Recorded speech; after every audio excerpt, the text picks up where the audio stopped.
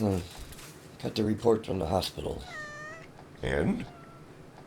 Says here I have congestive heart failure. Isn't that what the doctor told you when you were in his office? He didn't exactly You weren't say. paying attention. You didn't want to hear what he was saying. No, I heard him. Then nothing in that report should come as a surprise. Maybe you heard him, but you weren't listening. Yeah, I was listening. He said my ejection fraction was 12%. Which means? Well, you're Mr. Know-It-All, so tell me. It means you have less than a year to live.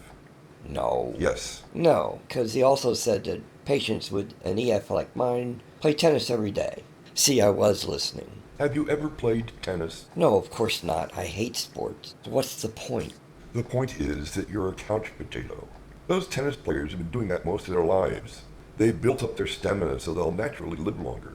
You occupy space with just enough stamina to move from the chair to the sofa and back. In other words, you're at the opposite end of the health spectrum from those tennis players. That puts you at a big disadvantage.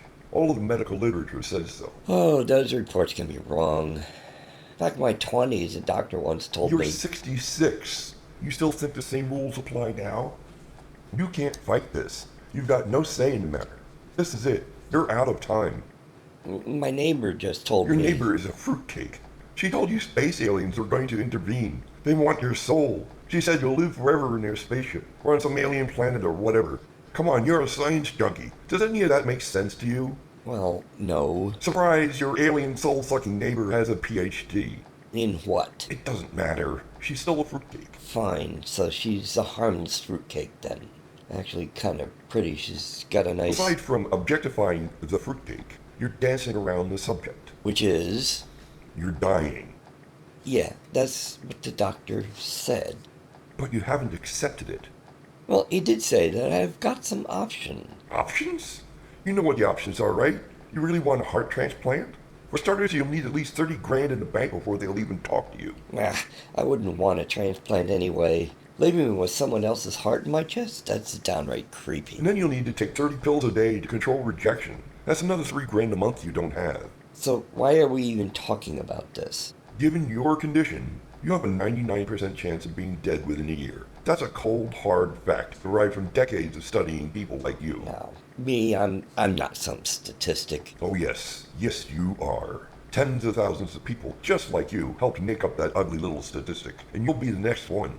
Sure, you could live another 5, 10 years maybe, but that would make you one hell of an outlier. Is that what you're counting on? Being the statistical equivalent of getting a hole in one when the putting green is on the move? Stop with the nonsense. It's not nonsense. It's a fact of life. Well, a fact of death. Accept the truth. It'll make what little time you've got left much easier. Like you know exactly how much time I have left? I don't. No one does. I thought so. Well, it's not 30 or 20 or even 10 years. Not for someone in your condition. I feel fine. Define fine. You only found out about your faulty ticker because you couldn't make it to the top of the stairs without running out of breath. And those coughing fits you've been having every morning for the past 9 months? Your lungs were full of fluid. You totally freaked out the ER doctor. He could hear your chest gurgling without a stethoscope. He told you you could literally die any minute. Puh. No, don't put me. You're in denial. Now, to be honest, that's understandable, but sooner or later you've got to stop resisting. Resisting what? Reality. You can't deny it. Go to hell. Hey, time out, buddy. I'm not going anywhere. Lucky me. Yep, lucky you to have someone with the balls to make it face reality. So what if I don't accept your reality? My reality is your reality. We both live in the same universe, friend, governed by the same laws of physics. Now you're getting all science junky on me, huh? What's it going to take? Take for what? For you to accept the fact that you're dying. Again with the dying bit. Of course I'm dying. Everybody dies. You know what I mean. You're out of time. So now you've got stuff to do. Stuff? What stuff? I don't have a life. It's just me and a cat and a rented double wide. Retired. Living on $450 a month. I've got no family left. I've got nothing to leave to anyone. Nobody but the mailman even knows I'm here. I'm just one of 7 billion ants on a somewhat larger than usual anthill. If I die tomorrow, I wouldn't be around to worry about the stuff that I do or don't do. My life has been one big fat zero all along anyway, so the only thing the diagnosis means is that my misery will be over that much sooner. I don't have a problem with that. No problem? Nope. Don't care? Nope, don't care. So you accepted it? It doesn't matter. Yes, it does matter. It doesn't matter. Doesn't matter.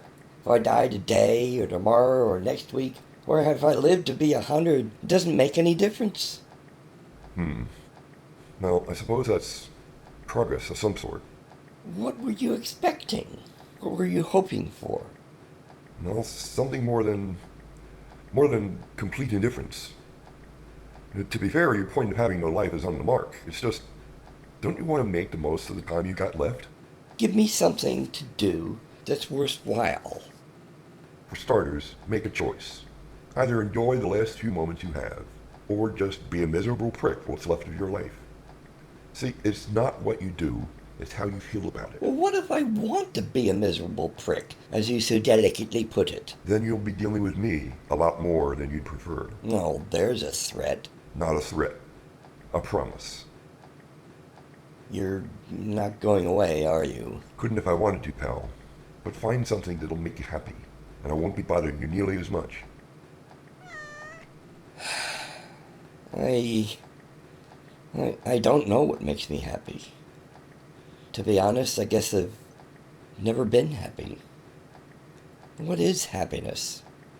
Tell me, I want to know. It sounds nice.